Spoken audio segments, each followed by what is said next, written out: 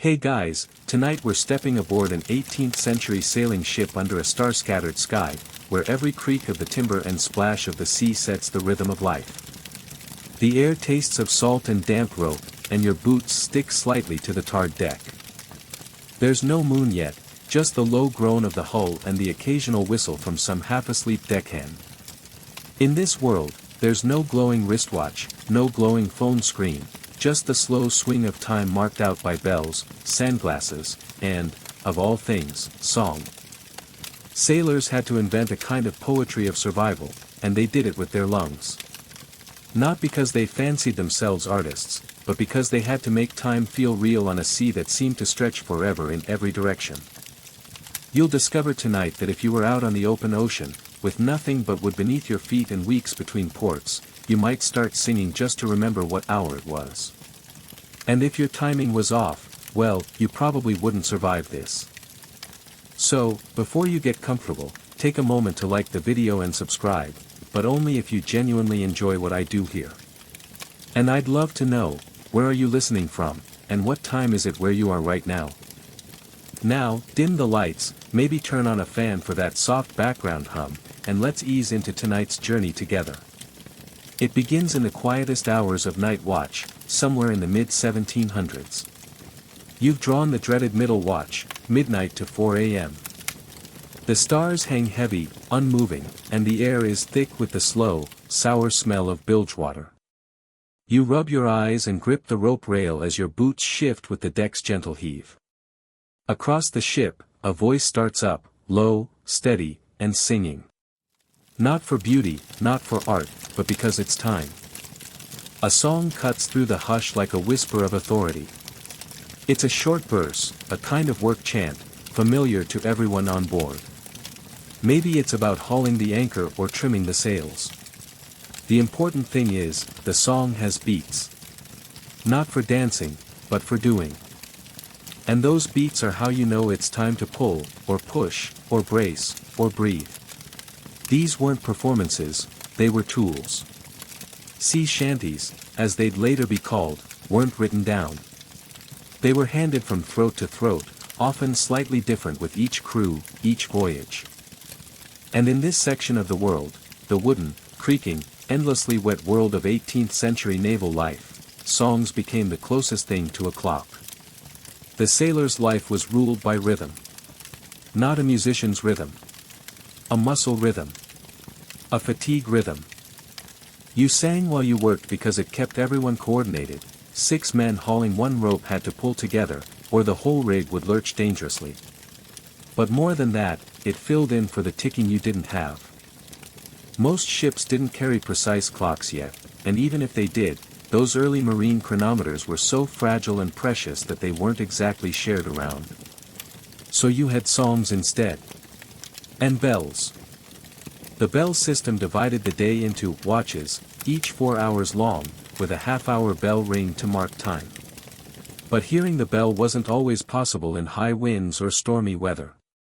That's where the songs came in. They acted like audio breadcrumbs, reminding you roughly where you were in the hour or in the task. Think of it as the ship's version of 1 Mississippi, 2 Mississippi, only it's haul away, Joe, and you're drenched in salt spray, not sitting on a picnic blanket.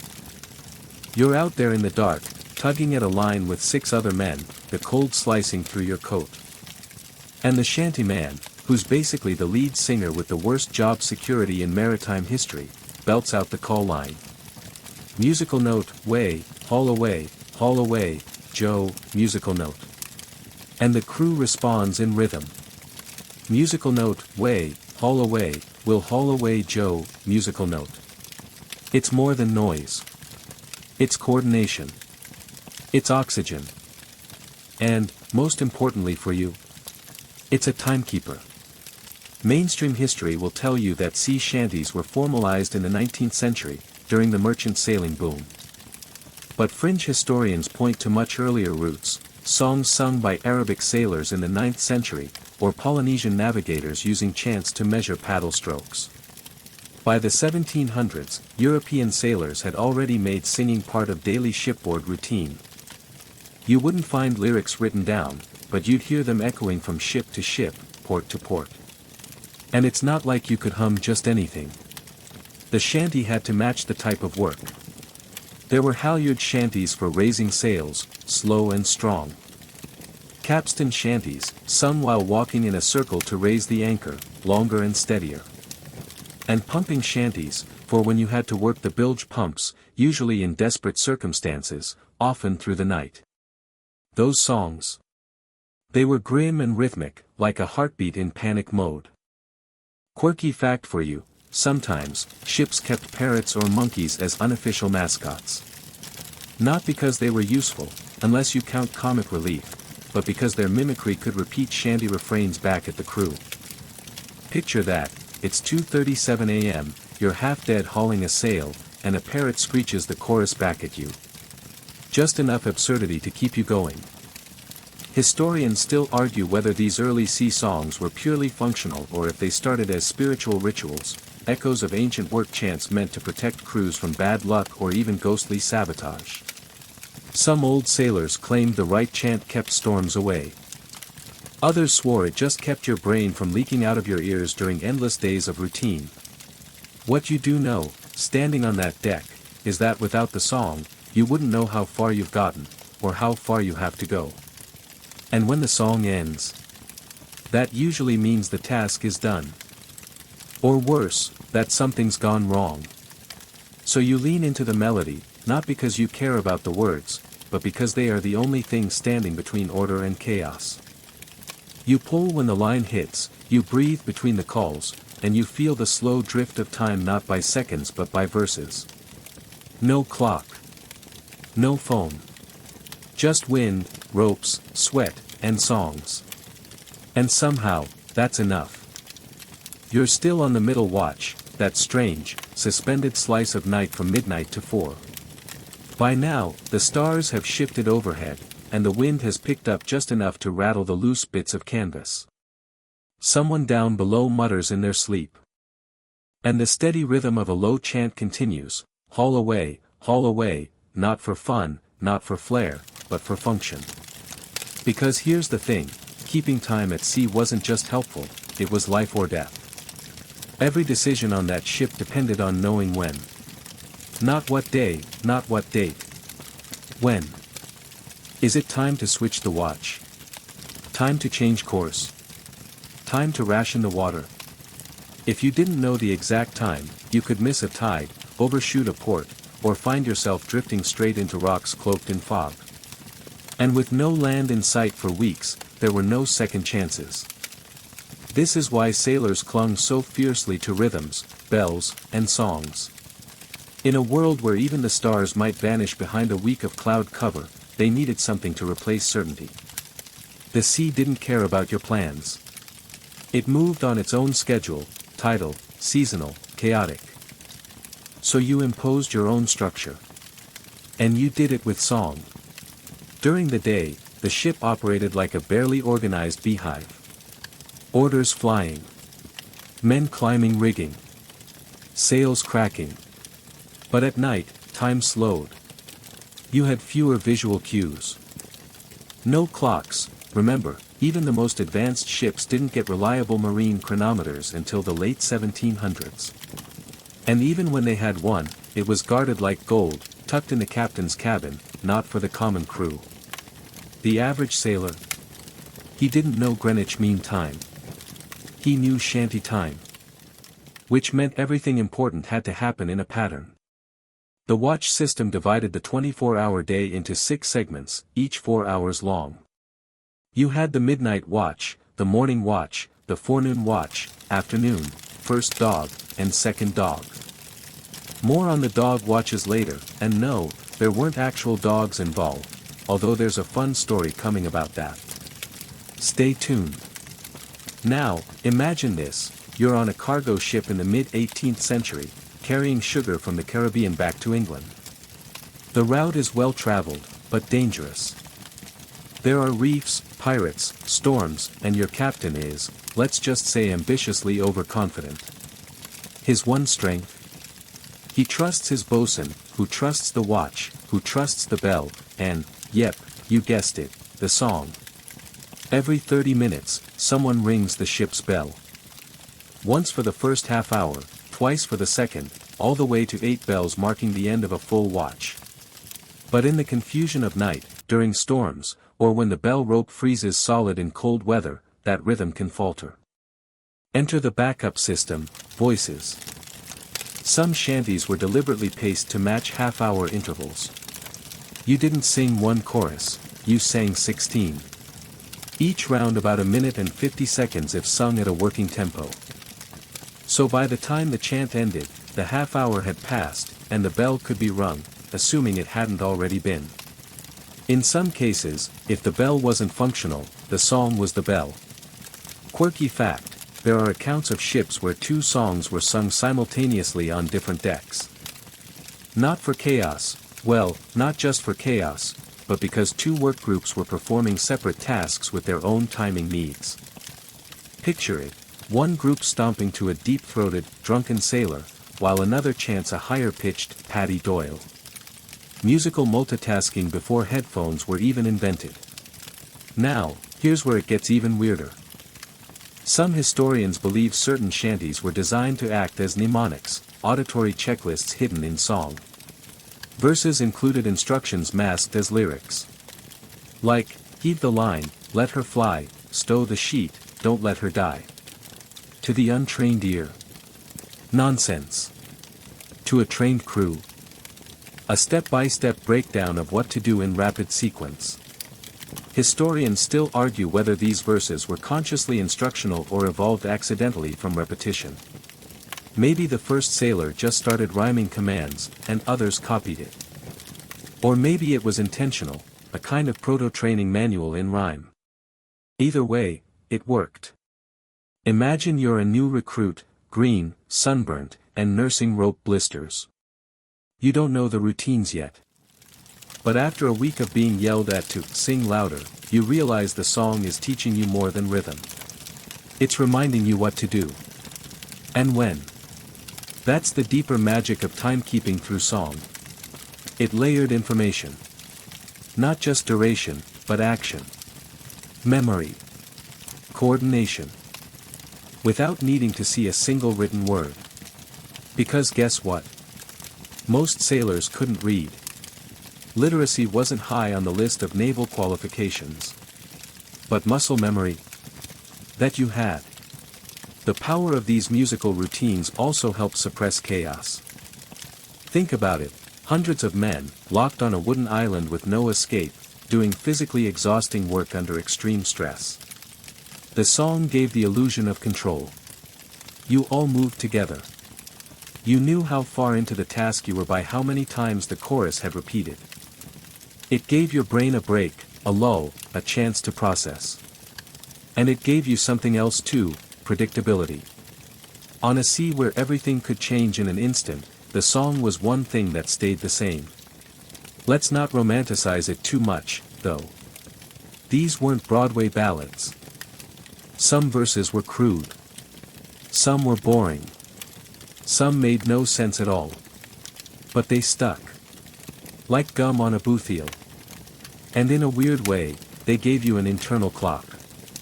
You could wake up after a nap, hear the tail end of a song on deck, and guess the time within 15 minutes. Not bad for someone with 0 tools. And you know what? Sometimes, in port, those rhythms stayed with you. You'd be walking through cobblestone streets, past vendors and smells of stale fish, and you'd catch yourself tapping the side of your boot in time to a chant that wasn't even playing. The sea songs didn't just measure time, they embedded it in your bones.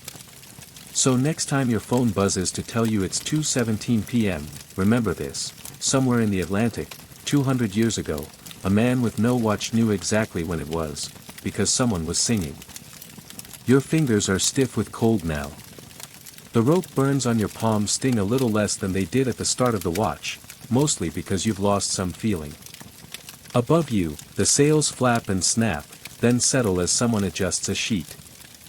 A gull cries out in the dark, hopelessly lost this far from land. And somewhere near the forward mast, the song changes.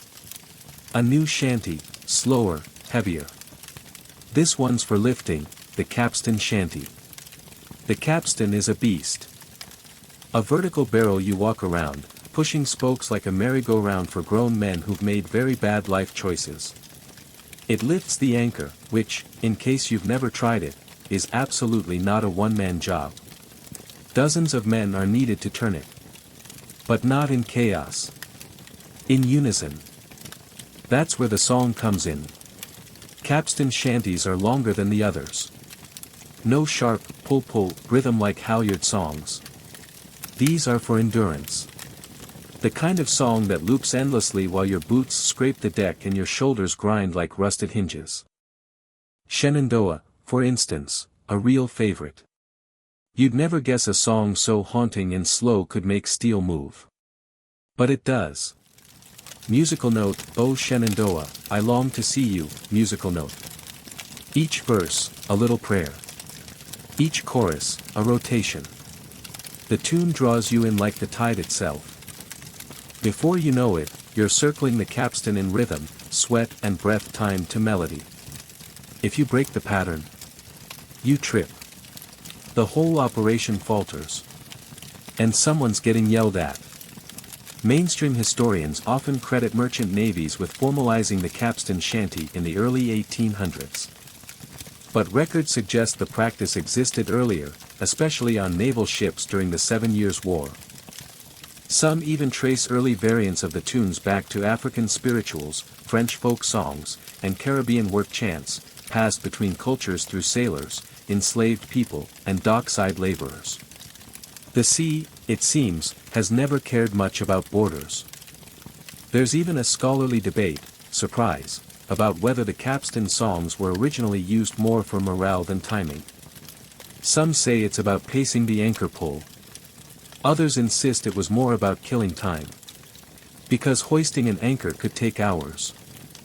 And staring at the same chunk of wood, pushing it in circles, slowly makes your brain leak out your ears unless you sing something, anything, to distract yourself. Speaking of distraction, there's a fringe theory that some shanties included nonsense syllables purely to occupy mental space. Yo ho heave ho, way I blow the man down, you've heard the phrases. They sound like filler. But one linguist argues they served the same purpose as modern-day earworms. Little syllabic chewing gum to keep your brain from spiraling into madness under extreme tedium. And when you're doing your 5th circuit of the capstan at 2 a.m., you'll believe it. You pass the bosun as you push, his lantern swinging, throwing long shadows across the deck. He's not singing, but he's mouthing along, probably checking the timing. He doesn't look at you, but you sense his eyes tracking your pace. If you're too fast, you could overload the chain. Too slow, and you risk dragging. The song isn't just for you. It's for the whole machine. And it is a machine, in a sense. 100 limbs moving in rhythm. A living, groaning, tarred and nailed clockwork. You may not have gears and pendulums, but you have feet, arms, and melody. You are the ticking hand. In some ships, capstan shanties included specific phrases marking intervals. Like vocal buoys. At the 5th verse, add a man to the crank. At the 8th, check the chain tension. You weren't reading a manual, you were singing it. Weird side note, there's evidence that some captains used shanties to subtly check the health of the crew. If the voices came out strained, slow, or offbeat, he knew exhaustion or illness was spreading. If the tempo was sharp and loud, morale was good. It was like a biometric scan, but with banter. And don't let the poetic names fool you. The shanties weren't gentle lullabies. Blow the Man Down has a verse that ends in a man getting knocked out by a Navy officer. Roll the Old Chariot Along includes, at one point, the line, and if the devil's in the way, we'll roll it over him. These were songs written by men who'd seen storms that could split your soul in half. They weren't afraid to add a little edge to the melody. Still, there were moments, especially at night, when the song softened. Maybe someone started a familiar tune from home. A love song turned work chant. A lullaby warped by salt and sweat into something practical. And in those moments, the sea itself seemed to pause, listening. Even the wind quieted down to hear. One quirky account comes from a privateer's log in 1762. The shantyman, a man called Big Matthew, who allegedly had a voice deeper than the ship's hull, once sang a capstan song so slowly during a storm that the entire rotation dropped to a crawl. They nearly lost the anchor, but the crew refused to rush him. "We'd rather die than break the rhythm," one sailor later wrote. "It was the only beautiful thing in that hellish gale." So you keep walking. You keep singing. The chorus returns. The capstan groans. And slowly, inch by inch, the ship rises from its rest. Musical note, away, you rolling river, musical note. Your boots scrape. Your shoulders ache. But you don't stop. Because the song is still going. And until it ends, so must you. You wipe the sweat from your brow with the back of your sleeve, though honestly, it doesn't do much good. The salty air has already glued your shirt to your skin. The capstan's been turned, the anchor hoisted, and the ship is gliding now, pulled gently by tide and wind. But you can still hear the echo of the song you just sang. It clings to the rigging, hovers in the space just above your ear, and settles somewhere in your chest. That song wasn't entertainment. It wasn't a sea shanty in the way people picture pirates singing with tankards of rum. It was a mechanism, a form of timekeeping, of coordination, of control. But now, as the ship picks up speed, we shift from brute force to finesse. Welcome to the halyard songs. The halyard is the line used to raise and lower sails. It's one of the most important systems on the ship, if not the most important, and using it requires perfect timing. Not just in movement, but in tempo. If one man pulls too soon or too late, you end up with a tangled sheet, a flapping mess, or worse, a snapped line. So you do what every seasoned crew does, you sing it up. Unlike the slow, rolling rhythm of the capstan songs, halyard shanties are sharp, punchy, and perfectly suited for hauling. One man, the shantyman, calls out the verse, usually something wild or crude enough to catch the crew's attention. The rest of the men then yell the chorus. On the chorus, you pull. Musical note, way, hey, blow the man down, musical note. Pull. Musical note, give me some time to blow the man down, musical note. Pull again. It's rhythmic. It's strategic. And if you mess it up, you're the one who gets your hands rope burned. Or worse, if the sail doesn't rise clean, the officer above might throw down a boot just to emphasize his disapproval. Now, the neat thing about halyard shanties is that the space between pulls, the verse, gives you a second to breathe. They're practically designed with oxygen in mind. One theory, offered by a maritime historian with an unreasonably long beard, argues that shanties weren't just about rhythm, but about airflow. The length of each line matched an average man's breath during exertion. You pull, you breathe, you sing, you pull again. It's like an 18th century cardio workout, if your gym were made of wood and your personal trainer shouted about whales and wenches. And yes, many of these songs were colorful. A bit blue, let's say. One recurring verse involves a Yankee maiden with a face like tar. Another sings the praises of someone's lost pants. They weren't trying to make art, they were trying to stay awake, stay alive, and maybe get a laugh in before the next bruise. Interestingly, some of the earliest known halyard songs were adapted from tavern tunes. Sailors would lift melodies from land-bound drinking songs, tweak the words, and repurpose them for deck duty. So that tune you vaguely recognize? It might have started in a pub in Portsmouth, only to be immortalized aboard a Dutch merchant vessel 2,000 miles away. Music traveled faster than letters back then. And this brings us to another quirk. Some shantymen, those lucky few with the job of leading the crew in song, were prized not for their muscles, but for their lungs. A good shantyman could add an extra foot of hull with every pull, just by getting the timing perfect. He didn't do any of the physical lifting, just sang. Which, on a ship where everyone works, makes him a bit of a unicorn. Or, depending on your perspective, a lazy bard in a fancy hat. Historians still argue whether shantymen were officially designated or just emerged naturally from the loudest person on board. Some ships paid them a little extra. Others just gave them first pick at meals. But all agreed, without a good shantyman, your timing fell apart fast. And timing, as always, was everything. Take reefing sails, for example. That's when you shorten the sails to avoid getting battered during strong winds. It's a dangerous task, often done mid-storm, with the ship pitching like a drunken goat. The halyard shanty then becomes your only stable platform. You can't see much. Your ears are full of wind. But you can hear the timing in the voices below.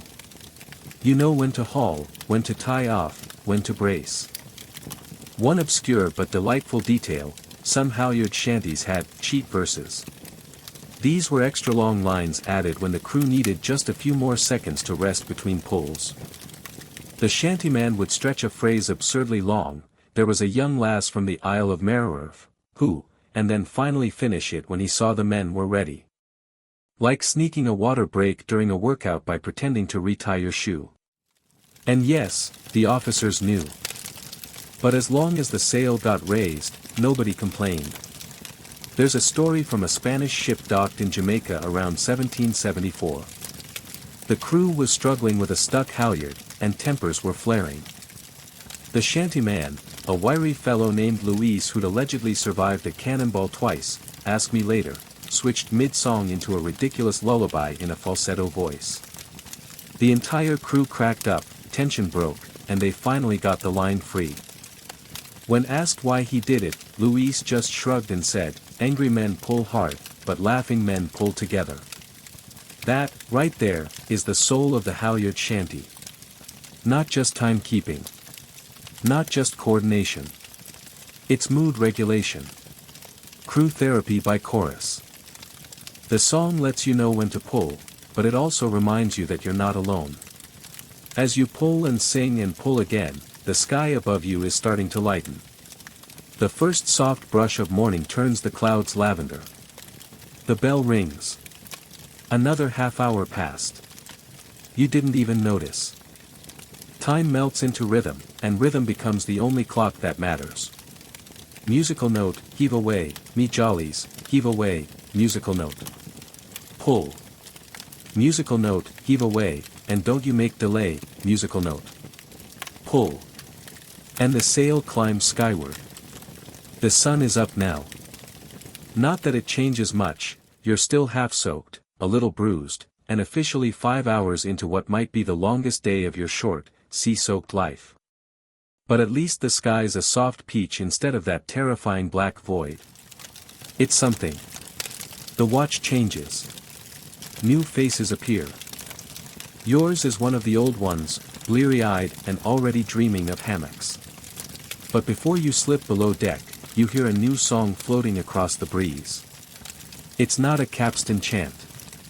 Not a halyard shanty either. It's gentler. Almost conversational. A work song, yes, but different. You're hearing a short-haul shanty, and it's the maritime equivalent of a coffee break. These were used for quick, sharp tasks, tugging a stuck line, adjusting a brace, yanking a boom into place. Short burst, quick result. Done in the space of a chorus. Take "Haul Away, Joe." A classic. One man calls, the crew answers.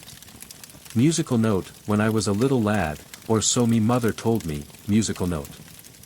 Haul away, Joe. Musical note, that if I didn't kiss the girls, me lips would grow all moldy, musical note. Haul away, Joe. Didn't expect health advice in a sea song, did you? These songs had bounce. Humor. They moved quickly and usually ended before your back started to regret things. A strange percentage of them feature terrible advice, bad hygiene tips, or stories about uncles who may or may not be part goat. But they kept things light, and that mattered more than historical accuracy. Historians generally agree that short-haul shanties emerged from jobs that didn't require long-term coordination, just a few hearty pulls to get something unstuck or into place. They were often improvised on the spot. No need for long ballads or multiverse sagas. Just enough noise to unify the pull. But there's a twist. Some scholars argue that short-haul shanties weren't born on the sea at all. They believe these rhythmic chants actually trace back to dockworkers, longshoremen and stevedores who needed a quick way to coordinate loading and unloading. In this theory, sailors picked them up at port and brought them aboard, adapting them to shipboard tasks. In other words, these songs were the Spotify of their day, shared across networks, downloaded, memorized, and played when needed. There's a quirky little journal entry from 1779 that supports this. A British sailor stationed in Boston writes about Yankee cargo men who do sing and pull their sacks in time, like birds at plow. Which, honestly, raises more questions than it answers. Birds at plow. Either poetic or deeply confused. Either way, the idea is there, port workers singing as they load, their melodies sailing off with the ships they stocked. The songs also changed fast. Because they were short, they were easy to customize. One verse might start about the weather, and by the end of it, you're singing about your crewmate's terrible cooking or someone's lice problem. Sailors were not sentimental poets. If there was a joke to be made, it would be made. Loudly. Usually at someone's expense. A notable example comes from a French brigantine that docked in Martinique in 1783. The crew sang a short-haul shanty to adjust the mainsail, except they rewrote the chorus that morning to mock the ship's cook for burning the salted pork. The man's name? Benoit. The chorus, haul away, poor Benoit's stew, smelt like boots and tasted too. That probably lost something in translation. Or maybe not. Another theory says these short-haul tunes were early training songs, simple enough for new crew to catch quickly, without needing weeks of repetition. You didn't need to know 50 verses. You just needed to shout, haul away, at the right time and avoid losing a finger. Not the worst onboarding process, considering the alternatives.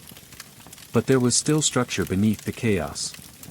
The rhythm of the task dictated the rhythm of the song. If the pull was meant to be 3 seconds long, that's how long the chorus lasted. Too long a note, and you overshot the rig. Too short, and you underpulled. The song was the metronome. Not just entertainment, instrumentation. You begin to notice something, now that you're tuned in, the deck is like a musical stage. Even with 4 different tasks going on, no one is stepping on anyone else's rhythm. A man adjusts the boom to the left, chanting in 2-beat phrases. Someone hauls a line to the right, using a 4-count rhythm. Behind you, a pair of cabin boys are humming as they scrub, completely off-key but disturbingly enthusiastic. And still, it works. Some researchers say this layered soundscape created an auditory map of the ship. Like birdsong in a jungle, each sound in its place, indicating activity and direction. A visitor to the deck could hear where work was happening, what kind, and how fast, all by listening. If it was quiet, something was wrong. Music meant motion. Sound meant safety. Of course, not all short-haul shanties were cheerful. Some carried bitterness in their lines, usually directed at officers or conditions. They were safe ways to blow off steam. You couldn't yell at your captain, but you could sing about how his wig looked like a drowned rat, and no one could technically punish you. Probably. There's a recorded complaint from an American captain in 1792 who wrote, "The men's tunes are increasingly vulgar. I suspect the carpenter to be the composer. His rhymes are suspiciously cruel toward my height." Which, to be fair, sounds like he was a very short man with a very angry crew. But here's the beauty of it, these short-haul songs were short bursts of democracy. Everyone could join. Everyone could laugh. For a few seconds, you were all the same, just bodies pulling in rhythm, voices echoing off wet wood. The song ends. The task is done. A few chuckles ripple down the line. Someone wipes their hands, someone else stretches a back. And for a heartbeat, you all breathe in unison. Not from a captain's command. From music. Musical note, haul away, and don't delay, musical note.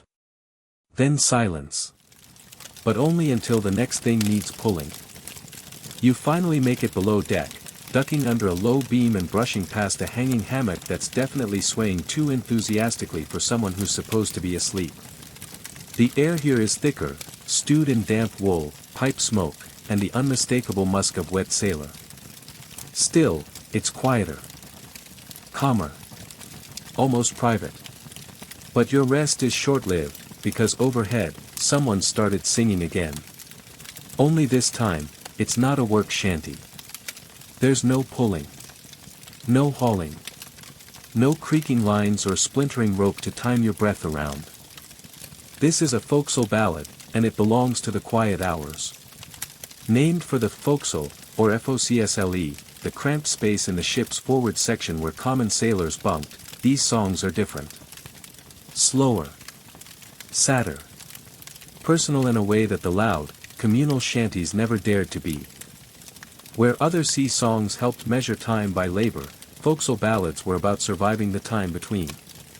You lie back, head against your rolled jacket, and listen. The voice is rough, cracked at the edges, but the melody is soft. He's singing about someone left behind. A girl with dark hair and bad timing. A dog that followed him to the docks. A promise made under the shadow of the sails. Things that crewmates pretend to forget during the day but can't quite escape at night. These songs weren't designed for rhythm or motion. They didn't help you hoist anything except memories you maybe wish you hadn't packed. They were storytelling tools, slow-moving reels of everything you missed or lost, or might not return to. Because let's be real, the 18th century sailor's survival rate wasn't exactly inspiring. You probably won't survive this. But hey, at least you'll go out humming. Some historians suggest that forecastle ballads were the true heart of sailor culture. Not the bellowing chants, but these low, barely whispered songs shared over a bowl of mushy peas or passed from one watch to another like a smuggled letter. They were portable grief, and everyone aboard had a verse or two tucked away for a night when sleep refused to come. One quirky bit. Some of these ballads were surprisingly detailed. There's one called Sally Brown that not only mentions the titular woman's eye color but goes on for 4 verses about the furniture in her father's house. Oak chairs, striped curtains, and a very questionable cat. It's half love song, half real estate listing. But it paints a vivid picture, and maybe that's the point. When you're stuck in a floating coffin for 9 months, even the idea of striped curtains starts to sound romantic. Forecastle ballads also doubled as oral history. In a world where most sailors couldn't read or write, these songs preserved events: a storm that broke the mizzenmast, a mutiny in the Indies, a captain who mysteriously fell overboard after stealing rum.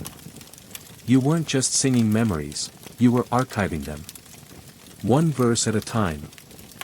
There's a recorded case in 1786 of a ballad that circulated among merchant vessels for nearly 20 years before someone finally wrote it down.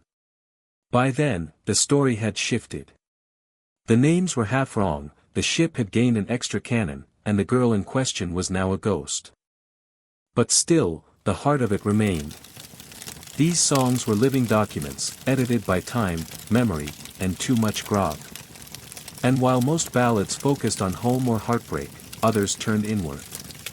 Some were philosophical, even poetic. There's one that simply repeats the phrase, water above, water below, for 8 verses straight. Sounds dull, but in the dark, with the ship rocking and the stars blinking through a porthole, it hits harder than you'd think. Especially when someone starts harmonizing on the 3rd repeat. Historians still argue whether forecastle ballads were more common on certain types of ships. Whalers, for example, had long periods of inactivity between kills, and their ballads tended to be more introspective. Naval vessels, on the other hand, discouraged any song that wasn't strictly functional, unless your captain was a closet poet or just tired of silence. There's a lovely, and probably fake, tale about a British Navy lieutenant in 1761 who encouraged his crew to compose their own ballads during a lull in combat. The result? A full musical production titled The Barnacle and the Bell, performed with hand puppets made from spare socks. No one knows if it's true, but part of you wants to believe it is. Because where else but the sea would grown men invent musical sock theater to pass the time? Another odd detail, folksal ballads often ended abruptly. No chorus, no clean rhyme. Just a last line that hung in the air like unfinished breath.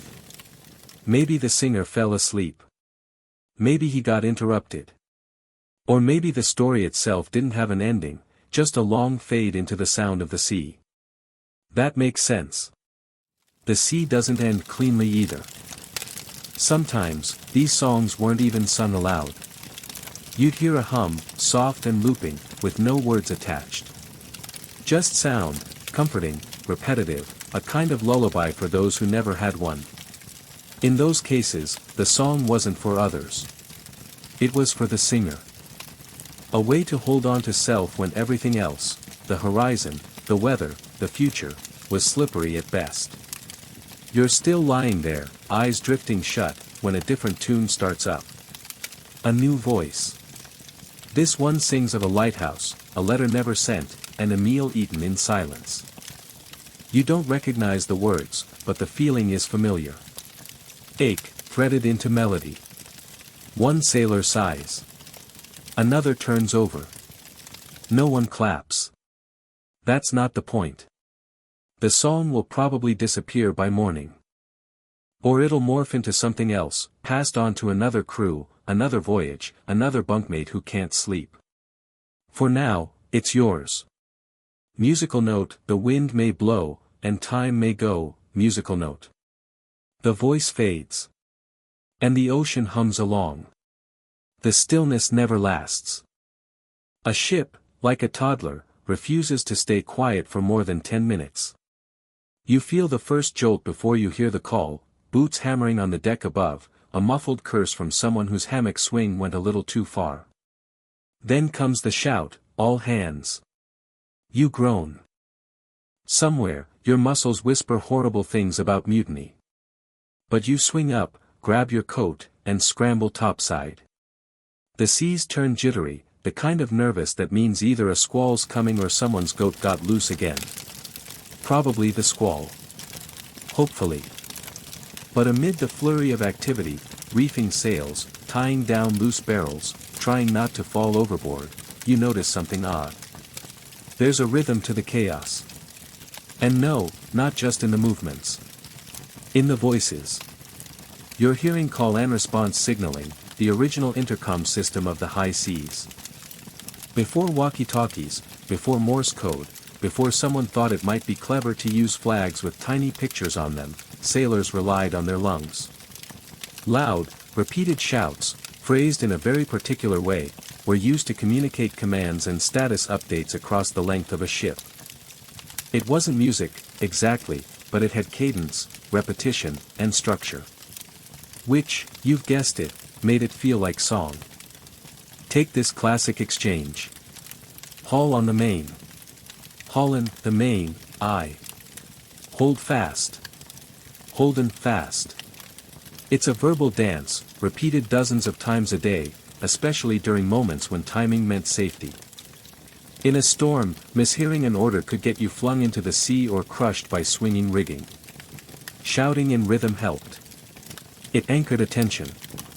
It gave even the greenest sailor a chance to catch on fast. Some historians trace this practice all the way back to Roman naval fleets.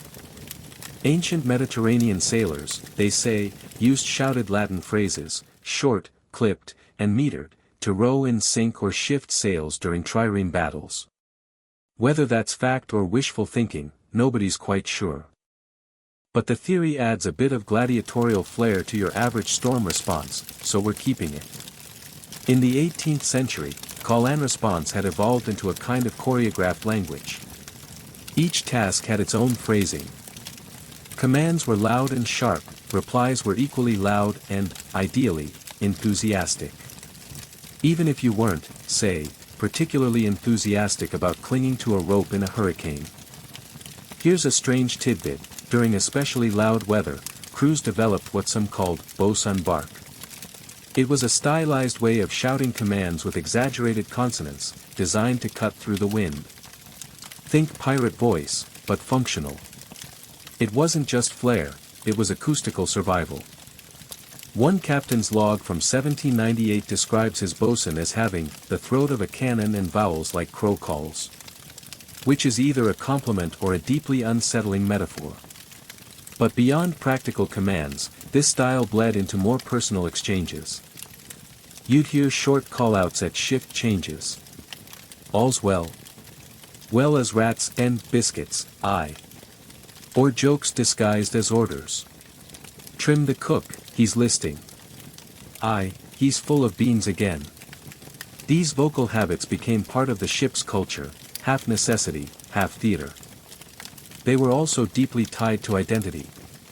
Different nations, and even different ships, developed their own phrasing quirks. A Dutch merchant crew might shout, "Hail op," instead of "haul away," while a British Navy man might bark, "lay to," with an extra layer of condescension. Historians still debate whether these vocal patterns influenced later military cadences, those rhythmic chants used in marches and drills. The similarities are obvious: short phrases, repeated responses, the goal of unifying a group through sound. Some scholars argue the flow started at sea and drifted back to land armies. Others think both traditions evolved independently from older folk practices. Either way, the rhythm survived, and multiplied. There's even evidence that tone mattered more than words. In some situations, the precise phrase wasn't as important as how it was said. A rising pitch signaled urgency. A drop in volume meant a command had been acknowledged. This tonal communication worked so well that, on foggy nights, crews could operate almost entirely by voice. Like echolocation, but grumpier. Let's not forget the fringe theory. A few rogue researchers suggest that these calls may have had musical roots in religious chant. Specifically, they draw comparisons between certain Anglican sea prayers and maritime calls, arguing that the sailors' tonal structures mimicked liturgical patterns. It's far-fetched. But then again, the sea turns everything into a kind of sermon eventually. One recorded moment from 1784 captures the musicality best. A Danish ship caught in a gale was heard singing their orders to one another, according to an American observer. He described it as a mad opera of salt and fear, which sounds like a line from an indie film but was actually just the night shift trying not to die. And yes, this wasn't just shouting. It was about tempo, volume, echo. Sailors used the shape of the ship to carry their voices, bouncing sound off masts and cabins, adjusting pitch depending on wind direction. Acoustic adaptation, centuries before bows or sonos. You're jolted back to the present when the captain shouts something indecipherable. The bosun repeats it, louder, slower, with that cannon throat clarity. It becomes a chant. Then an answer echoes from the stern. Another from the crow's nest. Each call checks in, clicks into place, confirms alignment. The ship moves as one, not because it wants to, but because the voices make it so. Storm clouds gather like gossip. Rain starts to spit. But you're ready, rope in hand, listening for the next call. Ready on the lee brace. Lee brace, ready. Pull, boys. Heave, ho. It's not quite a song. But it is music. The rain doesn't wait for permission. It slaps your face sideways, not in sheets but in needling gusts, like the sky's having a grumpy tantrum. The deck turns slick. Boots slide. Someone yells something about socks they'll never see dry again. But underneath all the chaos, you can feel it, the shift in tempo. Because when storms roll in, the entire rhythm of a ship changes. What you're hearing now is weather-based singing, a strange phenomenon where sailors modified their chants and shanties in response to the environment around them. Not for poetry's sake, but to survive it. You haul a line, leaning back, and notice how the chant leading the effort is slower. Lower pitched. Almost like a dirge. It's intentional. In high winds and slippery conditions, speed kills. Literally. A misstep on a rushing deck during a storm could send you flying. So the work slows, and so does the music. Historians believe sailors developed storm-specific rhythms, chants that reflected not only the physical limitations of bad weather, but also the psychological state of the crew. There's a well-documented shift. In calm waters, songs bounce and drive. In rough seas, they deepen. The words stretch. The beat softens. Everything sounds heavier. Here's the fringe fact of the night: some believe these chants were designed to sync with the ship's pitching motion. That's right, songs were chosen and sung to match the rhythm of the rolling vessel. It's not just about vibes, it's physics. By aligning with the roll, sailors reduced resistance and stayed balanced, their bodies moving like pendulums rather than toppling sacks of bones and bruises. Imagine a chant like: musical note, 1 slow pull, 2 slow pull, hold, musical note.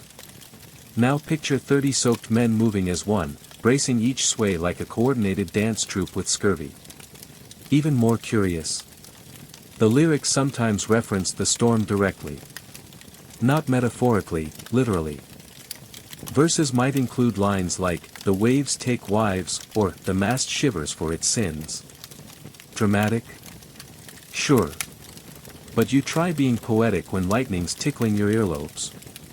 There's one famous example recorded in an old logbook from 1765. The ship Sea Orphan ran into a violent Atlantic squall, and the boatswain reportedly led a slow chant called, "The Gulls Cry Twice." No known version of the full lyrics survives, but fragments remain. One line reads: musical note, tie her tight to heaven's knee, and curse the turning stars, musical note. Hardcore. Creepy. Extremely metal. But it gets better, or weirder, depending on your threshold for weird. Some veteran crews believed that singing directly influenced the storm. Not in a magical, weather-witch sort of way, but through a kind of spiritual persuasion. Like a bargain. You sang loud enough, with the right words, and maybe the sea showed mercy. Just maybe. Sailors were superstitious to the point of performance art, and many believed ignoring the storm with silence was worse luck than facing it with song.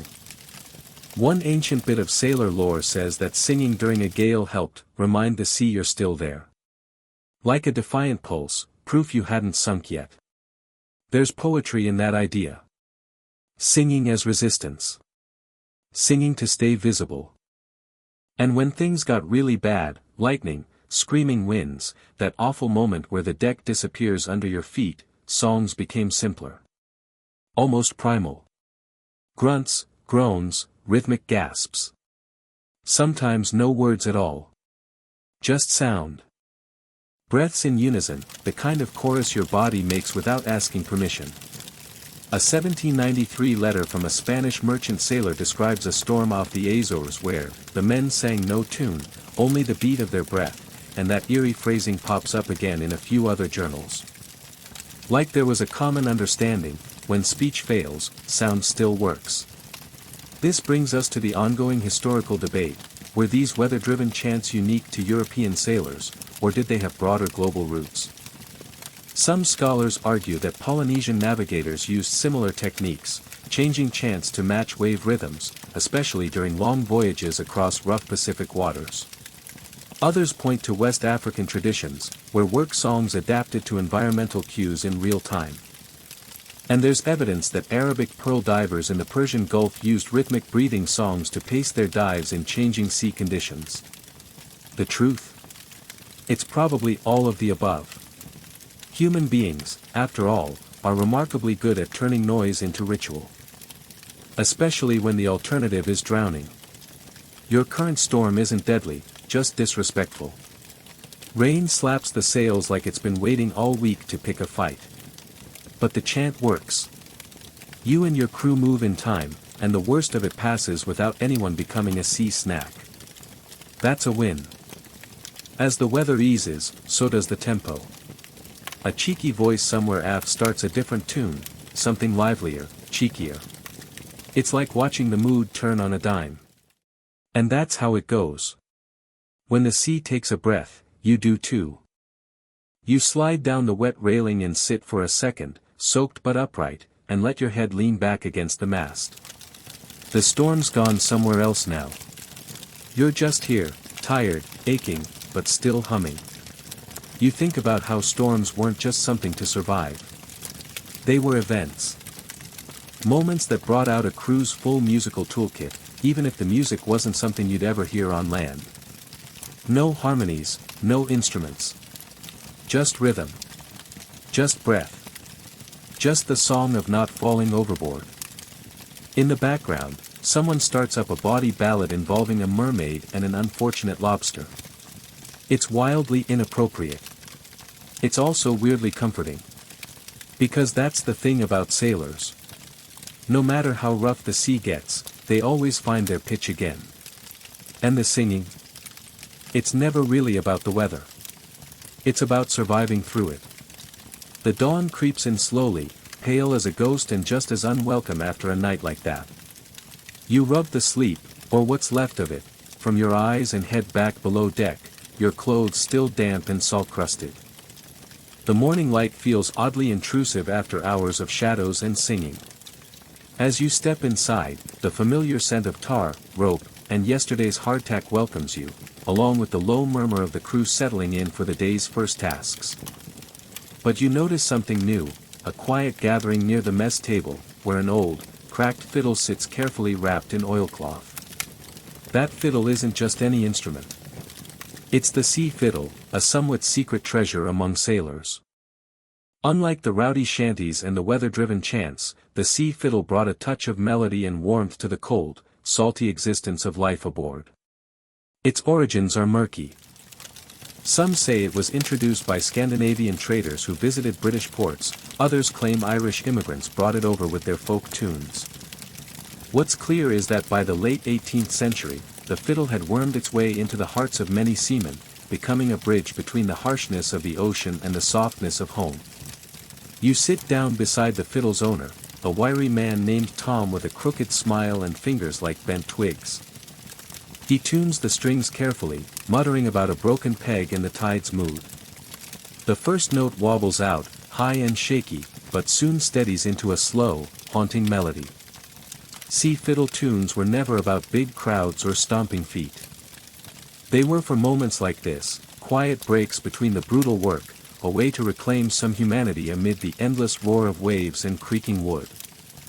One mainstream fact about the sea fiddle, it was the preferred instrument for forecastle concerts, small, informal gatherings below deck where sailors shared songs, stories, and memories. These sessions weren't just entertainment, they were survival. A chance to soften the edges of a harsh world, even if only for an hour. But here's a quirky bit, the fiddle was notoriously hard to keep in tune at sea. Salt air and constant motion wreaked havoc on the strings and wooden body. So some fiddlers resorted to ingenious fixes, using fish bladders as makeshift resonators, or wrapping strings in seaweed to keep moisture out. There's a surviving anecdote of one fiddler who played so loudly to drown out the ship's creaks, the captain threatened to throw the instrument overboard, twice. Historians still argue whether the sea fiddle directly influenced mainland folk music or vice versa. Some researchers believe the melodies sailors played at sea subtly transformed when they returned to ports, mingling with local traditions and evolving into new genres. Others think the fiddle's presence was more isolated, confined to the maritime world without much crossover. What's undeniable is that the sea fiddle was a vessel, both literal and metaphorical, for storytelling. Its tunes carried coded messages, hidden meanings, and even warnings. For instance, a certain tune played in a minor key might signal a crew member's longing for home or a quiet protest against the captain's cruelty. Sometimes the fiddle's voice would be joined by singing. These weren't work shanties but songs filled with longing, humor, or gentle mockery. Songs about missed lovers, ridiculous superstitions, or imaginary feasts once the voyage ended. One particular tune, called "The Devil's Waltz," had a reputation for causing sailors to trip over their own feet, sometimes with hilarious consequences. Tom chuckles as he describes how even the grimmest men couldn't resist attempting a spin, often ending in tangled limbs and laughter that echoed through the dark hull. You sip your grog, feeling the warm notes seep into your bones. The fiddle's song reminds you that, despite the monotony and dangers, sailors carried pieces of home inside them, melodies, jokes, dreams, that no storm could wash away. The fiddle strings vibrate, singing stories of distant shores and the hope that someday, you might hear a tune like this again on solid ground. The sea fiddle's melody fades, and you find yourself drifting toward the quarterdeck, where a different kind of music fills the air, not from instruments, but from the clatter and rhythm of daily chores. The ship is waking fully now, every creak and shout fitting into a complex pattern of coordinated effort. You realize this is another form of sea music, the work song, not quite shanty, not quite chant, but the essential soundtrack of labor. Work songs are everywhere on an 18th century vessel, woven into the very fabric of the crew's routine. They mark the haul of a heavy rope, the turning of a capstan, or the swabbing of the deck. Each task had its own tempo and tune designed to keep everyone moving in sync, but unlike the call and response shouts of the bosun, these songs were more fluid, often improvised, and full of personality. You listen closely as a group pulls on a line, their voices rising and falling like waves themselves. One man leads with a strong, steady beat and others join in, matching his rhythm, the words changing as the moment demands. The lyrics are sometimes bawdy, often humorous, and always aimed at making the hard work feel lighter. Here's a solid historical fact: work songs helped prevent accidents by keeping everyone on the same page. A well-timed pull meant the line moved evenly, avoiding sudden jerks that could snap ropes or fling sailors into the sea. This practical purpose is why rhythm mattered more than fancy lyrics. Oddly, the origins of these work songs might trace back to African traditions brought across the Atlantic during the era of the slave trade. Researchers have noticed striking similarities between African labor chants and the sea shanties sung by European sailors, suggesting a cross-cultural exchange that history still debates. One fringe theory proposes that the influence went both ways, that some African work songs absorbed European melodies in turn, creating a global musical dialogue born of forced labor and ocean voyages. This tangled musical genealogy shows how even the sea's harshness couldn't stop people from connecting through song. Another curious detail: sailors often personalized their work songs to reflect their own experiences. You might hear a verse about a lost love, a gambling debt, or a favorite port town slipped between the beats. It was an early form of storytelling, compressed, coded, and carried by the crew's shared voice. You chuckle to yourself as you catch a line about a captain who drinks like a fish, but sails like a brick. It's funny, but also a subtle way of coping, of humanizing authority figures who were often terrifying in their power. Historians still argue about the exact definitions and distinctions between work songs and shanties. Some say shanties were strictly tied to hauling tasks and had rigid structures, while work songs were more general and flexible. Others believe the terms overlap so much that they're practically interchangeable. You decide it doesn't really matter, both got the job done. The rhythm keeps pulsing through the ship like a heartbeat, a reminder that even on the wild, unforgiving ocean, humans find ways to turn work into something shared and even a little joyful. You glance out over the bow and see a group of sailors swapping verses, their voices blending into a rough but beautiful choir. It's music born of necessity, shaped by culture, and carried forward by countless men who needed something, anything, to keep going. And that, you think, is the real magic of the sea's song. That rhythm of work songs is still buzzing in your ears as you wander toward the ship's helm, where the navigator stands bathed in dawn's gray light, clutching his trusty chronometer. This small, round gadget is a marvel for its time, a mechanical miracle designed to help sailors tell exact time at sea, something that seemed nearly impossible before its invention. Before the chronometer, sailors relied on the sun, stars, and dead reckoning to guess their position and time, but those methods were, well, let's say, less than reliable. And in the open ocean, less than reliable, could mean sailing in circles for weeks or crashing into uncharted rocks. John Harrison, an English clockmaker, spent decades perfecting the marine chronometer in the 18th century. His breakthrough was so significant that it revolutionized navigation. Thanks to Harrison's invention, sailors could now keep time precisely enough to calculate longitude, a huge deal because longitude had been the unsolved mystery of sea travel for centuries. Historians agree that Harrison's chronometer saved countless lives and expeditions, yet they still argue about how widely and quickly the device was adopted. Some say it was an overnight revolution, while others argue many sailors never even saw one because of cost and complexity. Here's a quirky tidbit: early chronometers were so delicate that some captains banned their use during storms, fearing the constant motion would ruin the precious instruments. Instead, crews resorted back to traditional methods and, you guessed it, singing to keep time. That's where sailors' songs and the chronometer actually intersected in fascinating ways. On the open sea, before clocks were trusted, sailors used rhythmic songs to mark time intervals, almost like an oral chronometer. These songs helped them measure watches, breaks, and shifts, coordinating the whole ship's daily life without modern gadgets. One sailor's journal from 1784 mentions that the singing of the hour was the most dependable timekeeper during a long voyage. With no bells or clocks, songs gave structure to an otherwise endless blur of waves and wind. Here's the fringe angle: some scholars speculate that the melody and tempo of these time-marking songs varied from ship to ship, even crew to crew. They argue this personalized, musical timekeeping created a kind of shared, but flexible, temporal understanding unique to each vessel.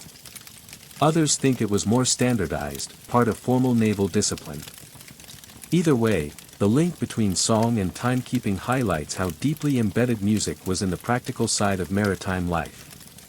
You watch as the navigator adjusts the chronometer, then glances toward the crew on deck, where a slow chant rises to mark the passing hour.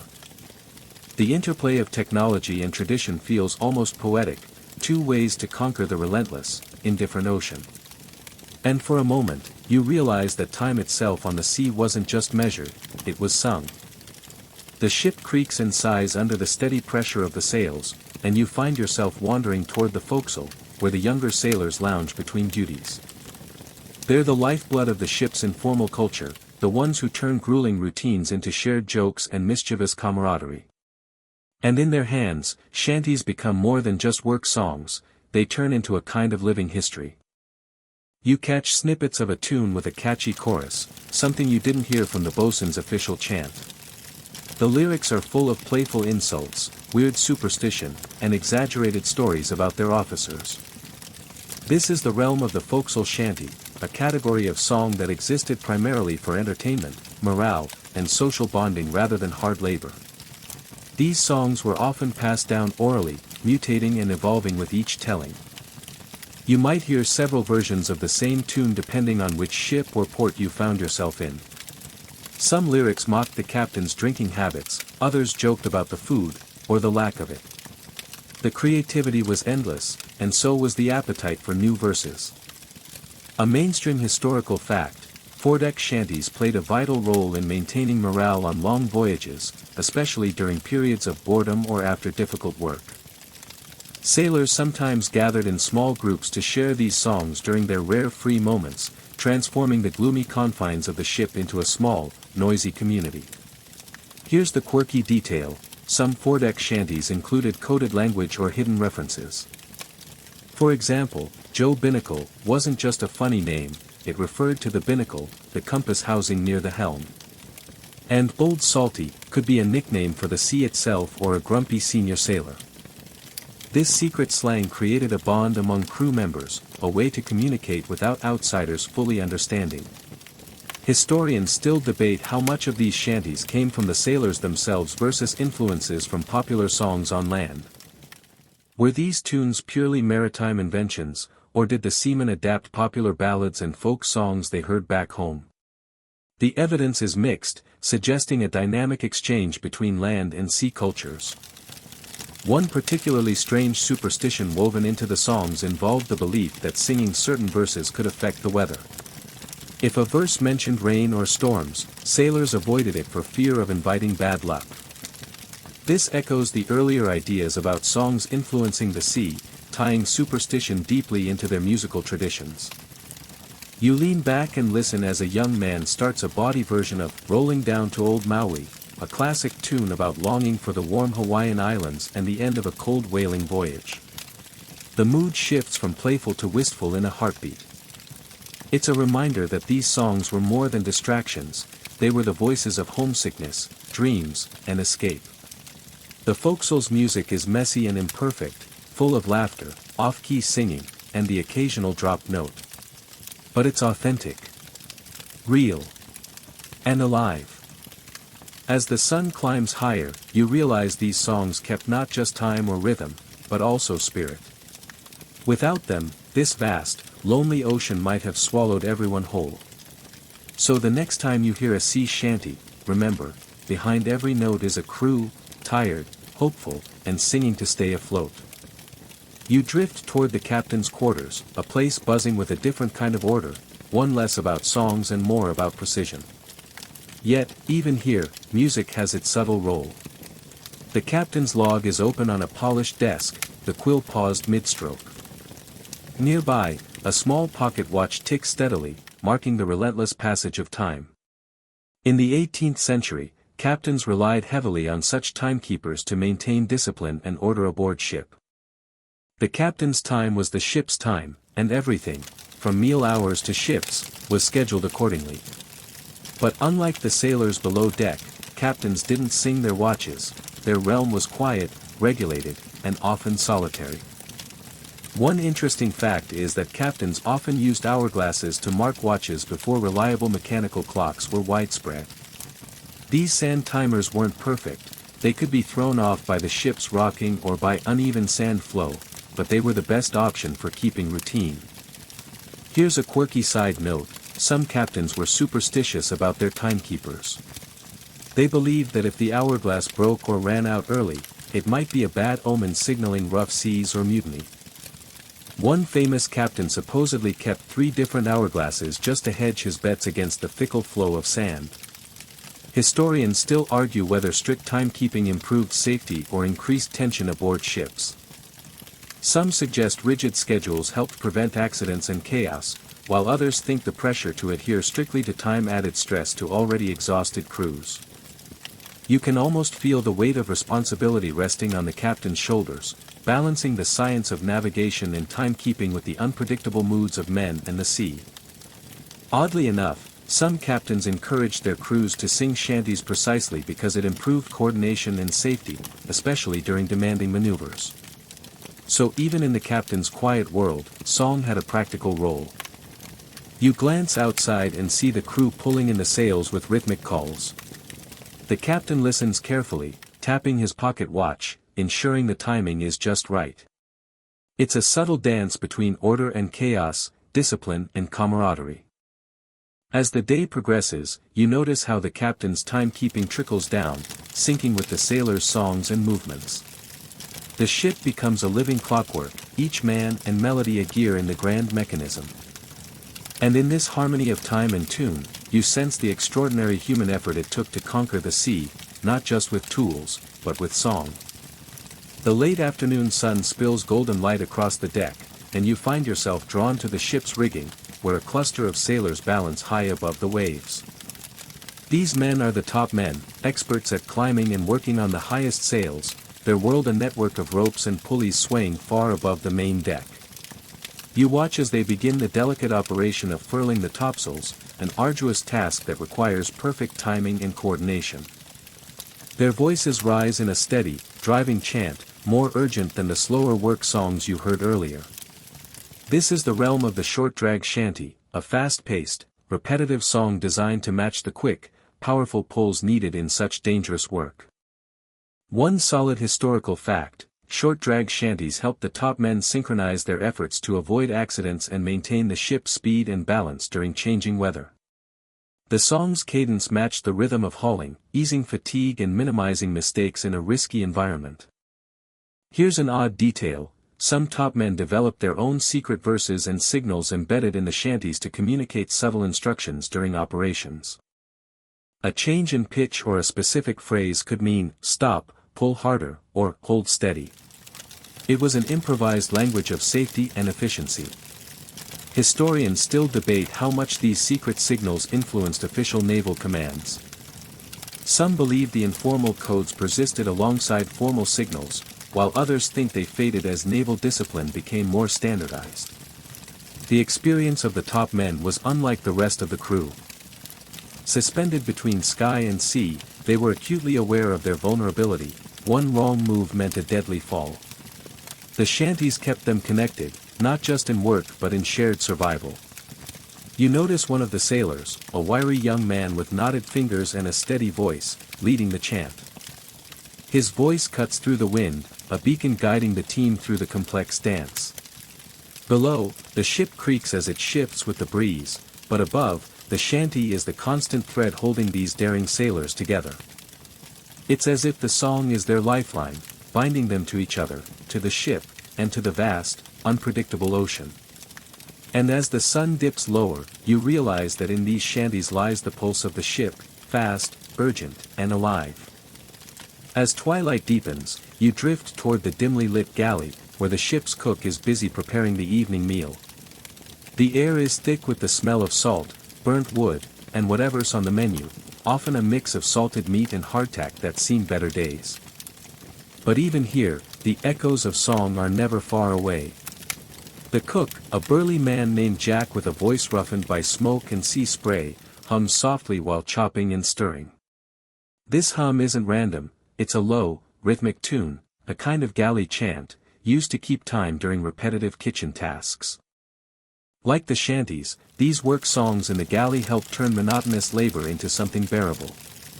A fact worth noting: the galley was one of the few places on the ship where sailors could relax, trade stories, and even perform informal music sessions during meal prep or downtime. This made the galley a small cultural hub, distinct from the noisy, organized shanties outside. Oddly, cooks sometimes adapted shanty melodies for their own uses. Some scholars suggest this culinary music helped coordinate cooking tasks and also kept morale from sinking as low as the ship's often questionable food supplies. Here's a fringe idea: there's speculation that the galley chants influenced early sea shanties or vice versa, showing how musical traditions aboard ship overlapped in surprising ways. You notice Jack tapping his knife against the wooden counter, his rhythm keeping pace with a faint whistle. His fellow cooks join in quietly, creating a background soundtrack to the evening's preparation. The soft layering of voices is a stark contrast to the boisterous shanties of the deck, but just as vital. The rhythm even helped prevent accidents in the cramped, dangerous galley space. Imagine trying to cook while the ship pitches and rolls. A steady beat could keep you balanced and alert. Historians still debate how much the galley contributed to the development of maritime music overall. Some argue it was a crucial incubator for new songs and rhythms, while others think its role was minor compared to the deck and forecastle. You watch Jack ladle stew into bowls, a small smile playing at his lips as the tune continues. Despite the hardships, the cook's song reminds you that even the most menial tasks aboard ship were part of a larger musical tapestry, a chorus of survival and human connection. And as you lean against the bulkhead, the hum of galley chants becomes a lullaby of sorts, a quiet, steady pulse beneath the wild chaos of the ocean. Night falls fully now, and the ship settles into a quieter rhythm. You find yourself on the quarterdeck again, where the watch officers stand guard under a blanket of stars so thick it almost hurts to look at. Their job is to keep the ship safe through the darkness, to steer true, and to keep time precisely. And once again, music plays a subtle but critical role in this nocturnal world. The watch officers often used whistled tunes or soft hums to mark passing intervals during their watches. Unlike the loud, collective shanties of the day, these night songs were personal, almost secretive, quiet signals to help maintain alertness without disturbing the rest of the crew. A fascinating fact: some ships developed specific, watch whistles, or coded calls to signal changes in watch or alert the crew to important events. This form of communication was crucial because bells and other instruments were too loud for night shifts. Here's a quirky note: sailors believed that whistling at night could summon spirits or bad luck, yet watchmen often whistled anyway, blending superstition with necessity. It's a classic example of the complex relationship sailors had with the supernatural and their need to maintain order. Historians still debate how widespread these whistled signals really were, whether they were common practice or limited to certain fleets or regions. Some argue that much of what we know is reconstructed from sparse and sometimes contradictory records. You listen as a low whistle drifts across the deck, barely audible above the sea's soft sigh. It's rhythmic and steady, like a heartbeat in the night, helping the watch officer stay focused on the endless, shifting horizon. Night watches were also marked by moments of song, but these were private and often melancholic, a far cry from the loud, collective work shanties. Sailors sang quietly to themselves to combat loneliness, fear, and the vast silence of the sea at night. You imagine the solitary voice of a sailor, soft and trembling under the stars, singing an old ballad about lost loves or faraway ports. These songs served as mental anchors, connecting lonely men to the world they left behind. This nocturnal music is the ocean's lullaby, the quiet pulse beneath the roaring wind, a whispered thread weaving together past and present. And as the watchmen whistle and hum their time away, you realize that even in silence, the sea still sings. The ship rocks gently in the moonlight as you drift toward the sailors' hammocks below deck. Here, the atmosphere is different, still, close, and heavy with the mingled scents of salt, leather, and worn canvas. It's a place where stories are shared and dreams unfold in whispered conversations. And once again, music is there, but in a different form, lullabies and soft songs sung to soothe restless souls. Long voyages tested men's nerves, and exhaustion was a constant enemy. Many sailors developed personal bedtime songs or whispered tunes passed down from childhood, used to calm fears or ease the ache of homesickness. These were intimate, tender melodies, far from the robust shanties of the workday. One historical fact: sailors' lullabies often incorporated elements of folk songs from their home regions, weaving a patchwork of cultural memories into the ship's daily life. These quiet songs helped maintain a fragile mental balance during months at sea. Here's a curious tidbit: some lullabies included strange, superstitious verses meant to ward off nightmares or protect the sleeper from sea spirits. For instance, a sailor might hum a line asking the mermaid to spare his dreams or to keep the sea witch at bay. Historians still debate how much these lullabies were shared communally versus kept private. Did sailors teach each other these soothing tunes, or were they more like secret charms carried silently inside each man? You listen to the soft murmur of a sailor humming a lullaby in his hammock, the tune fading into the gentle creaking of the ship. The melody seems to wrap around the cramped space, offering comfort where words fail. Sleep was precious and fleeting aboard ship, and these songs served as gentle bridges between wakefulness and rest, between the harsh reality of the ocean and the tender refuge of dreams. There's a fragile beauty in this music, a quiet rebellion against the relentless sea and the harsh demands of life aboard ship. And as you lie down beside the hammocks, you realize that, after all the shanties and chants, the sea's truest song might be the one that helps men sleep. Dawn is just breaking when you find yourself back on the deck, where the crew gathers for the morning pipe down, the official signal marking the end of the watch and the start of rest or meal times. This ritual, though short, is steeped in tradition and timing, often accompanied by a specific naval whistle or bosun's pipe call. The bosun's pipe was more than just a whistle, it was the ship's voice, capable of cutting through wind and waves to communicate commands. Different calls signaled everything from meal times to emergencies, and sailors learned to recognize these sharp notes instinctively. A historical fact: the bosun's pipe originated centuries earlier but became standardized in the 18th century naval fleets, helping synchronize shipboard life without shouting or confusion. Here's a quirky detail: some calls were so intricate that the bosun was often a well-trained musician, capable of playing complex rhythms that carried far across the water. And rumor has it some pipes were even personalized, decorated with carvings or precious metals to mark the holder's rank or ship.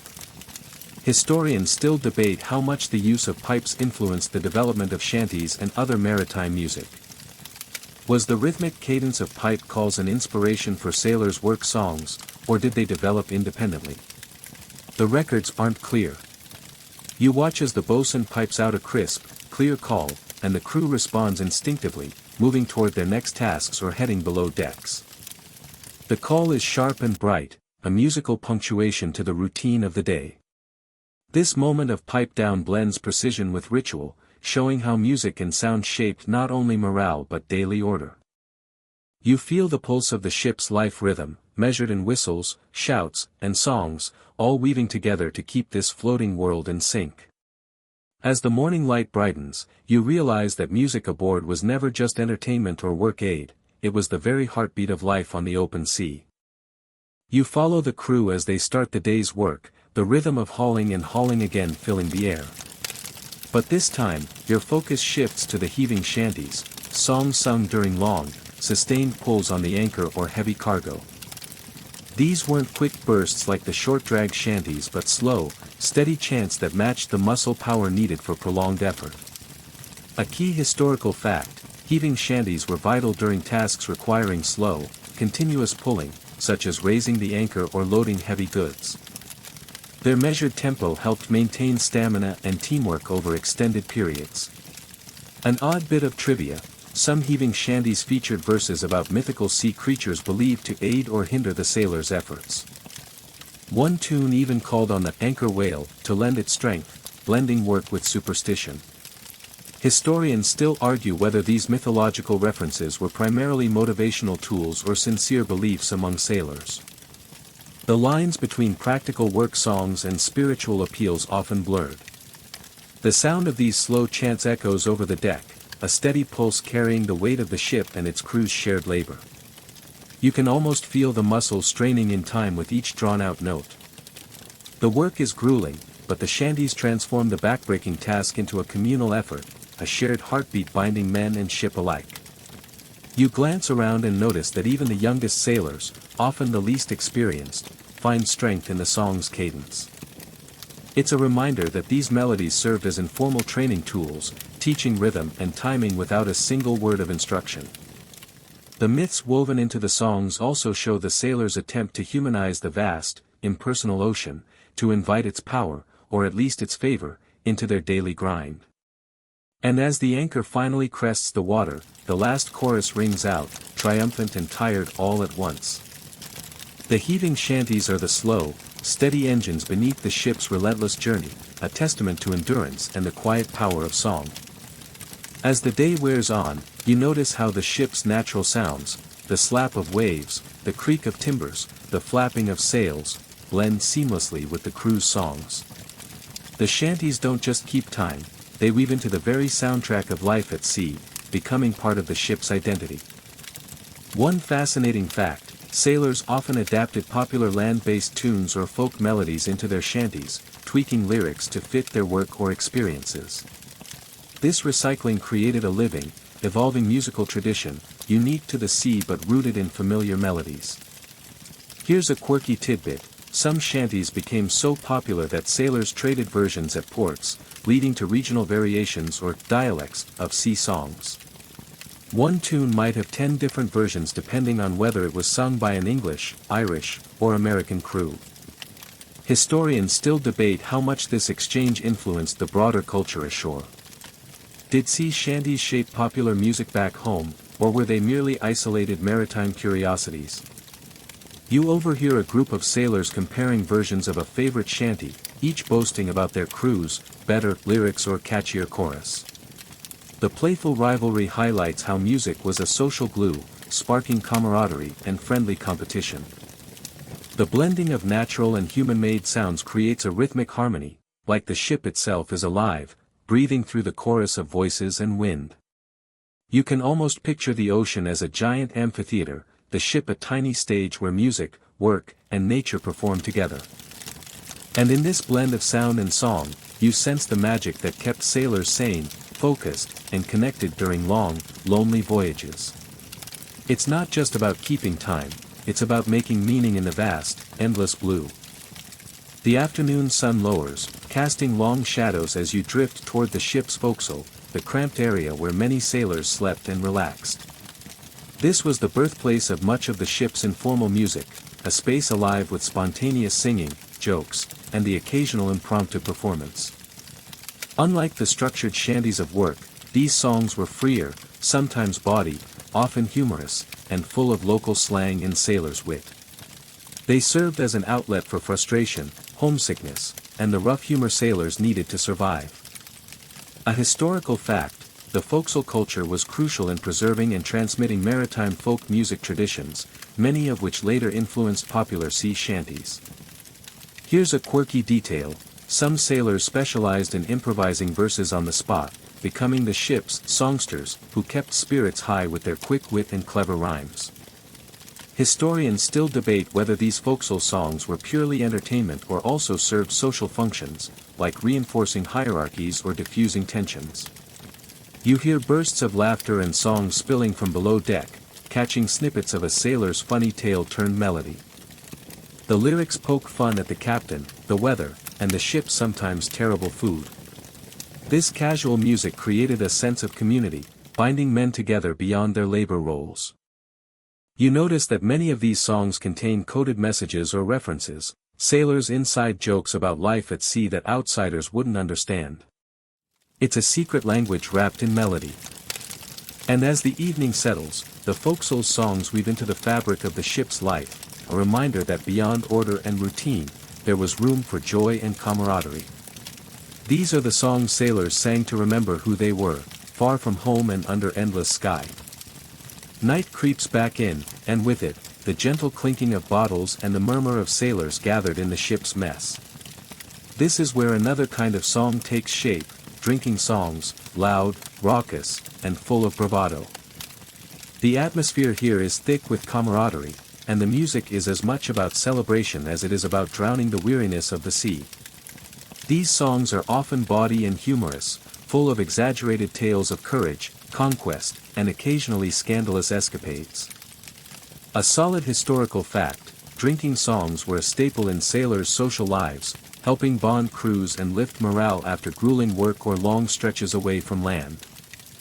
Here's a quirky tidbit: some drinking songs included coded references to smuggling or forbidden romances, allowing sailors to share secrets in plain sight without fear of reprimand. Historians still argue about the origins of some of these songs, whether they originated on ships or were borrowed from tavern culture ashore and adapted to sea life. You notice the way the singing grows louder and more chaotic as the night progresses, voices overlapping and sailors jostling each other in good-natured competition. There's a raucous joy in these moments, a brief escape from the rigors of sea life, as if the music could momentarily lift the ship itself out of its endless journey. You can almost taste the salt air mixed with spilled rum and hear the laughter rolling like waves through the confined space. And as the drinking songs echo into the night, you feel the enduring power of music to create connection, even in the most isolated, challenging places. These are the wild, imperfect songs that remind sailors they're human, not just cogs in a floating machine. Morning's first light glimmers again, and you find yourself near the ship's helm, where the navigator plots the course with a steady hand. The task requires concentration, and surprisingly, music still plays a subtle role, even in this quiet, focused corner of the ship. Navigators sometimes used rhythmic humming or soft singing to mark the passage of time during their long, solitary watches. This helped maintain alertness, a mental metronome against the endless motion of the sea. A historical fact, the invention of the marine chronometer in the late 18th century revolutionized navigation, but before that, keeping time with song and rhythm was a vital skill for sailors trying to determine longitude. Here's a quirky tidbit: some navigators carried personal navigation tunes, unique melodies that helped them mentally count the seconds or keep track of celestial observations. These tunes were closely guarded secrets, almost like talismans. Historians still debate how widespread and effective these musical time-keeping methods were before modern instruments, with some suggesting they were more myth than practical tool. You watch as the navigator softly hums a slow, steady tune, eyes scanning the stars as he measures angles with his sextant. The song helps his mind stay sharp, tethered to the rhythm of the cosmos and the ship. There's a poetic beauty in this fusion of music, mathematics, and the natural world, a reminder that even the most technical tasks aboard ship were suffused with human creativity. And as the navigator's quiet song floats across the deck, you realize that music was not just for work or play, it was a fundamental rhythm connecting sailors to time, space, and each other. In this delicate balance between science and song, the vast ocean suddenly feels a little smaller, a little more knowable. The afternoon sun burns high, and you drift toward the rigging, where the tallest sailors scale the masts to adjust the sails. Here, the songs shift again, this time to short, sharp calls and quick shanties designed for bursts of high-energy work. These short-drag shanties help synchronize tasks like hauling ropes quickly or adjusting sails during sudden wind changes. Their brisk tempo matched the urgency of the work, keeping everyone moving as one. A historical fact, these short-drag shanties often had simple, repetitive choruses that anyone could join, making them perfect for quick, coordinated efforts requiring maximum power. Here's a quirky note, some shanties included playful insults or teasing lines aimed at fellow sailors, adding a layer of humor to otherwise exhausting labor. Historians still debate whether these teasing verses were harmless fun or sometimes sources of real tension among crews. Some argue the humor helped diffuse conflicts, while others see it as a reflection of shipboard hierarchies. You watch as a sailor calls out the lead lines, his voice sharp and commanding, while others respond with the chorus, their combined effort pulling ropes in perfect unison. The fast tempo creates a surge of adrenaline, a burst of collective energy that transforms grueling physical labor into a shared performance. You notice how the physical strain seems lighter when accompanied by music, the rhythm guiding hands and feet as if the crew were parts of a well-oiled machine. And as the sails snap crisply in the wind, you realize that these quick shanties are the ship's heartbeat during moments of intense action, a pulse of power and unity against the wild forces of nature. Music here is a tool, a motivator, and a social equalizer, all wrapped into one driving beat. Evening settles again, bringing a softer, more reflective mood to the ship. You find yourself near the captain's cabin, a place often separate from the hustle and bustle of the crew, yet not untouched by the power of song. Captains and officers sometimes had their own musical traditions, quiet, refined melodies played on small instruments like fiddles or flutes. These tunes reflected their different social standing but also their need for solace and distraction from the heavy responsibilities they bore. A historical fact, some captains were known patrons of music aboard their ships, commissioning musicians or encouraging singing to boost morale or ease tension. Here's a quirky tidbit, a few officers kept personal collections of songs and ballads from their home countries, sometimes even composing their own verses about the sea or their voyages. Historians still debate how much this officer-class music influenced the broader shipboard repertoire, or if it mostly stayed confined to the upper decks. You imagine a captain in his cabin, playing a soft tune on a fiddle, the notes drifting through the ship's timbers, connecting him to home and the world beyond the endless waves. This quieter music contrasts with the rowdy shanties below decks but shares the same purpose, to provide comfort, connection, and a sense of identity amid the isolation. And as night deepens, you realize that music aboard ship was a universal language, bridging rank and roll, work and rest. No matter the voice or instrument, song shaped the rhythm of life on the open sea. As the ship sails deeper into the night, you hear a different kind of sound floating across the deck, the haunting melody of a sea ballad, sung solo and unaccompanied, carrying stories of love, loss, and the mysteries of the ocean. Sea ballads were the sailors' way of connecting with the wider world, retelling legends, personal experiences, or tragic tales that echoed the vastness and unpredictability of the sea. A historical fact, many sea ballads originated from coastal communities and were adapted by sailors who added their own verses, making each version a unique reflection of maritime life. Here's a quirky detail, some ballads included cryptic references to maritime superstitions, like ghost ships or cursed voyages, adding a layer of eerie mystery that kept listeners captivated. Historians still argue about the authenticity of some ballads, whether they were true stories passed down orally or fictionalized tales designed to entertain and warn. You find yourself drawn to the singer's voice, low and steady, weaving a narrative that feels both ancient and immediate. The ballad transforms the ship's night into a theater of memory and imagination. The melody seems to drift with the wind, mingling with the sounds of waves and rigging, creating a soundtrack to the sailors' shared humanity. And in this quiet moment, you realize that sea ballads were more than entertainment, they were a form of oral history, preserving the experiences and emotions of those who lived between the sky and the sea. The stories told in song became the sailor's legacy, carried forward across generations and oceans. The ship's steady rocking guides you toward the quarterdeck, where the officers gather for informal talks after the day's formal duties end. Here, too, music finds a place, not in shanties or rowdy songs, but as a shared cultural practice, connecting men from different backgrounds.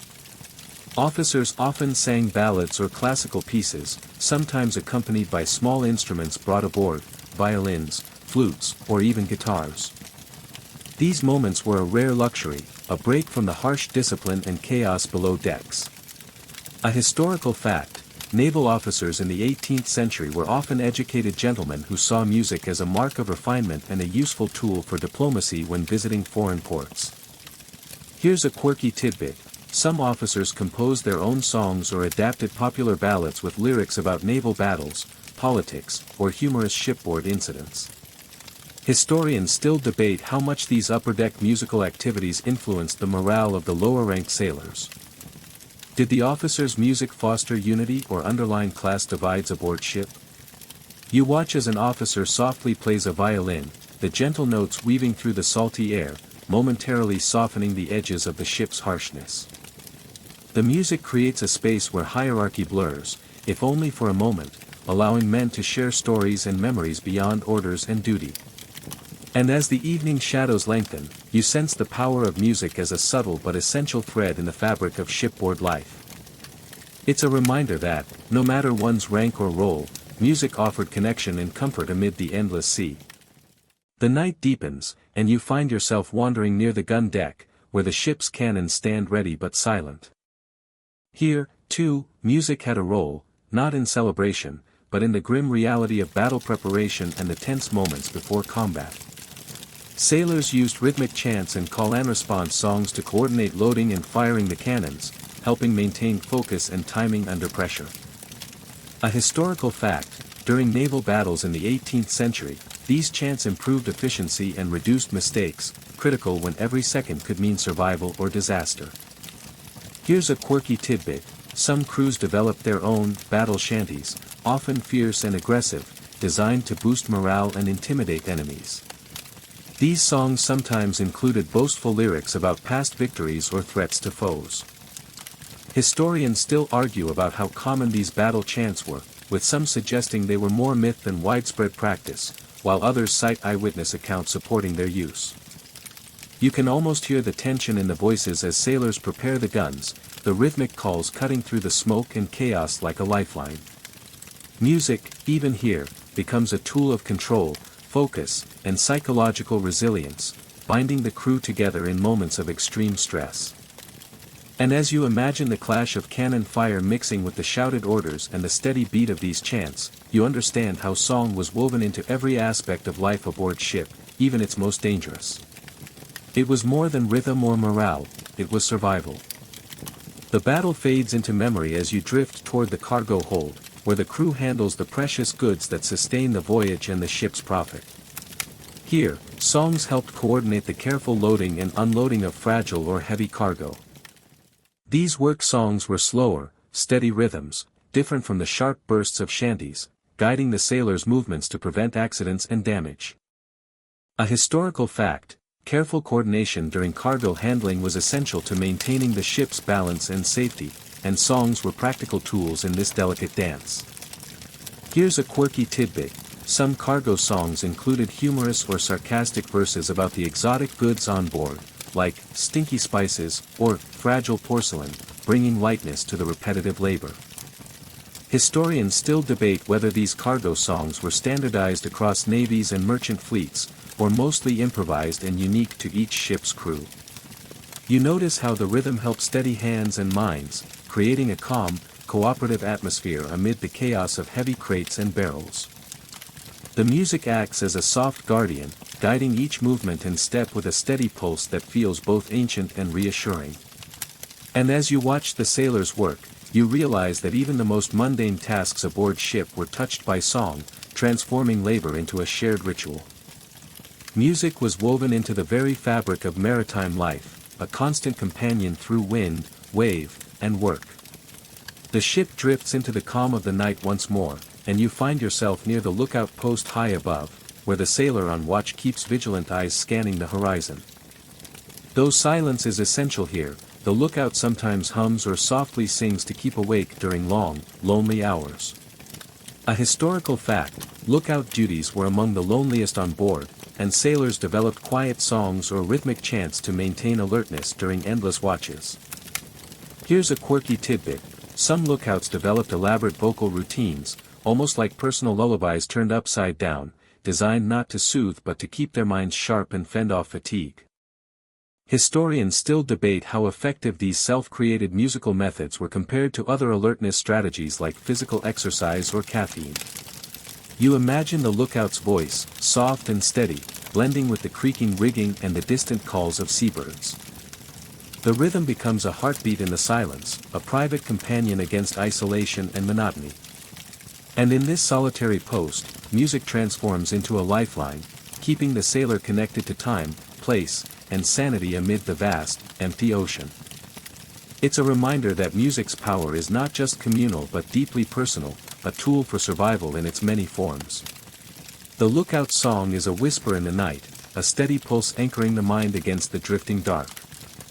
The dawn's soft glow brings you to the ship's galley, the warm heart of the vessel where food is prepared and shared. Here, the atmosphere is different, more domestic, almost cozy, yet music remains a constant presence. Sailors often sang quietly while cooking or cleaning, turning chores into moments of lightness and rhythm. A historical fact, the galley was one of the few places where sailors could gather informally, and music helped ease tensions during long voyages, especially during meal prep and communal eating. Here's a quirky tidbit: some galley songs included playful verses about the quality, or lack thereof, of the food, with humorous complaints about hardtack biscuits or salt beef, turning frustration into laughter. Historians still debate how much these informal songs influenced the overall morale and social structure aboard ship, with some suggesting they helped reinforce group cohesion. You can almost smell the smoky aroma of cooking mixed with the salt air as sailors hum and sing softly, their voices blending into the clatter of pots and pans. The music makes even the toughest, most repetitive chores feel lighter, a shared rhythm that connects the crew beyond the workday. And as you linger in the galley's warm glow, you sense the subtle magic of song, the way it transforms ordinary moments into memories, binding sailors together through sound and story. Music was not just for the open decks or the heat of battle, it lived in every corner of the ship, shaping the rhythms of life at sea.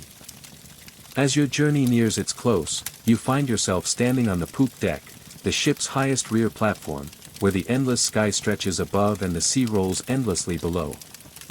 Here, sailors often gathered in quiet moments, reflecting on the voyage, sharing stories, and sometimes singing songs that expressed longing, hope, and the bittersweet realities of life at sea. A historical fact, the poop deck was a favorite spot for evening gatherings, where sailors' songs could carry freely across the water and become part of the ship's living memory. Here's a quirky detail: some sailors believed the poop deck held mystical qualities, that songs sung here at dusk could carry blessings or ward off bad luck on the voyage ahead. Historians still debate the extent to which these superstitions influenced shipboard culture or were just light-hearted sailor tales passed down through generations. You feel the cool breeze as voices rise and fall, carrying melodies that echo across the waves, stories woven into each note like threads in a tapestry. The music here isn't just about work or entertainment, it's about identity, memory, and the deep human need to connect across time and space. And as the night deepens, you sense the full circle of the sailor's song, work and rest, laughter and longing, order and freedom, woven together in endless waves of sound. Music on the open sea was not just a tool or pastime, it was a lifeline, a compass, and a companion on journeys both physical and emotional. Now, as you stand on the poop deck with the stars above, you're part of that timeless song, carried forward on the wind and waves. The ocean's rhythm slows, and so does your breathing. The endless sky softens into a deep, velvety blue, dotted with distant stars blinking gently like lullabies in the night. The ship creaks softly beneath your feet, rocking gently in the calm sea, a cradle carrying you toward rest. The songs you've heard fade into whispers, like the last notes of a distant melody carried off by the breeze. You feel the warmth of the ship's timbers, the faint scent of salt and wood mingling with the cool night air. Each wave's sigh is a gentle promise of tomorrow's journey, steady and sure. Music, once your guide across the vast unknown, now hums quietly inside you, a reminder of connection, resilience, and the simple beauty of shared stories and songs. Let your thoughts drift like the ship on calm water, slow and steady, easing into sleep's embrace. You are safe, carried by time and tide, wrapped in the soft glow of history's melody. Now, close your eyes. Breathe deep. Let the music of the sea lull you gently into dreams as endless and deep as the ocean itself. End of script. Sweet dreams.